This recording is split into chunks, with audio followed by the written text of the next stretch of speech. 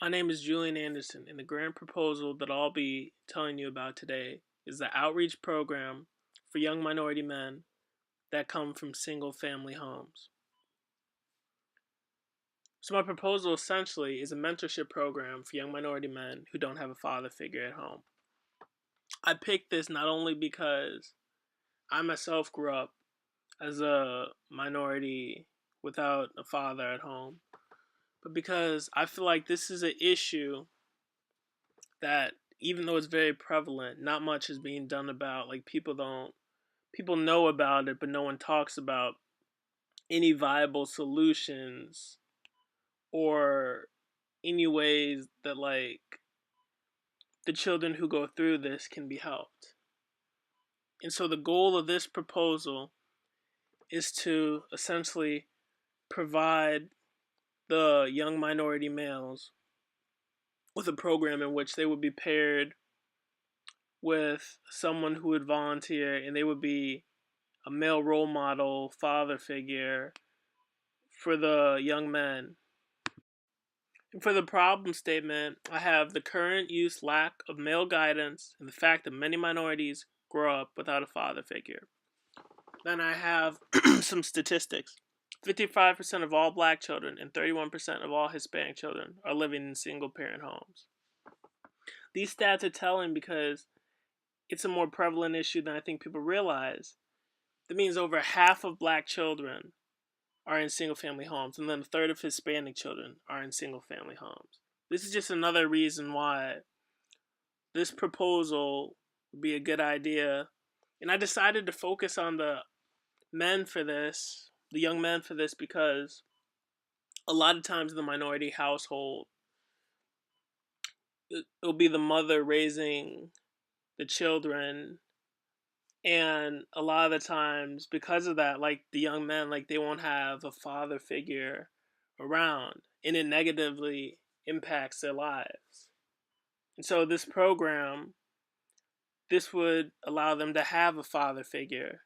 It'd be beneficial for them. It would help them with their growth because they would be around a male who could be teaching them and who would just provide male guidance for them. And that would be big because a lot of these kids, they don't have that. And that's all a lot of them really want. The resources that we would be using would be volunteers. So the volunteers would just be men from all different walks of life. They could be teachers, they could be men of the community. They could be fathers who understand like the important role that a father figure has in a young man's life. They could want to volunteer. So the volunteers, just any men really who would be interested. And then the community centers would be crucial because the community centers would be the places where the meetings would be held. So we would need community centers that would want to agree to be a part of this. And if they would, then that's where we would be able to hold the meetings. And that's where the kids would meet up with the mentors. And some activities would be there as well. As far as the three different approaches, the first is after school programs. So a lot of children, and this definitely applies like to minority children, that are in after school programs are often there because their parents can't pick them up right after school because they're at work. So for that, and like the youth outreach programs, we would have the people who run that, like the counselors. We would have them identify kids who they believe would be able to benefit the most from being a part of this program. And then there's the kids who would just want to be a part of it, because we would also have information about it available, like the after school programs and the the outreach programs. And then the third one, the flyers around the school, will be big because we would just post flyers around the schools, and then the young men that would be interested in it, they would see the flyers. It would have all the information on there, how they could join, the meeting times, stuff like that. So it'd be like easily accessible for them to find out about the program. The two goals for the program are to teach children appropriate social skills and then expose them to different occupations opportunities. So in terms of teaching them social skills, this can just be things like communication, proper etiquette, along with communication, like interaction with other males, just things that they may or may not know or may not have been taught back at home is what the role models will essentially teach them.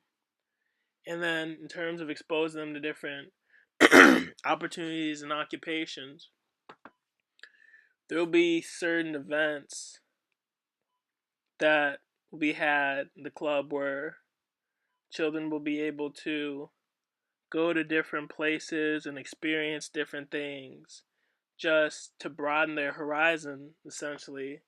And then, of course, just expose them to things they might not otherwise had ever been exposed to. It's beneficial because they could find out in terms of careers or even activities, pastimes, stuff like that, that they might not have ever been to or something. They might find something that they enjoy. So that'll be really beneficial to them.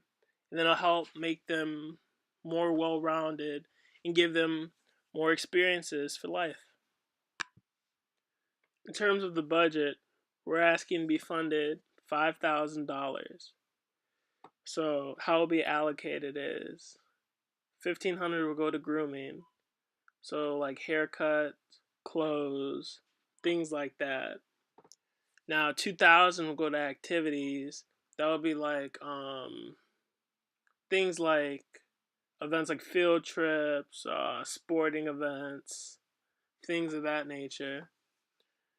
And then $1,500 surplus for incidentals.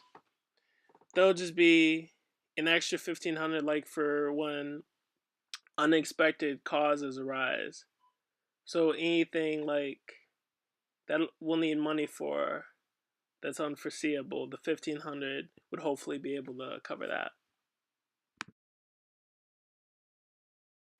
The impact that we ultimately want to have is that it'll be a positive impact on the young men. They always have the mentors for resources, questions, guidance. And then I have a quote: children without fathers are more likely to commit crime. And so another good thing about the program is, since they'll be in the program doing something productive and bettering themselves, it'll keep them out of trouble. So keep them away from things like gangs, drugs, because they'll be in a positive environment with people who care about them, want the best for them, and want them to make the right decisions. So all in all, everything I've stated, from the volunteer resources, the two goals we have of wanting the children to have appropriate social skills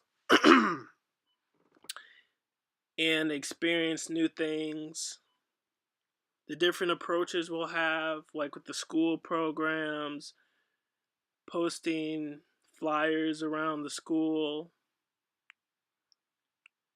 and how the proposal is only for $5,000. And also how this could be something that it could save young lives. So I think it's something that should seriously be considered to be funded because it's very beneficial.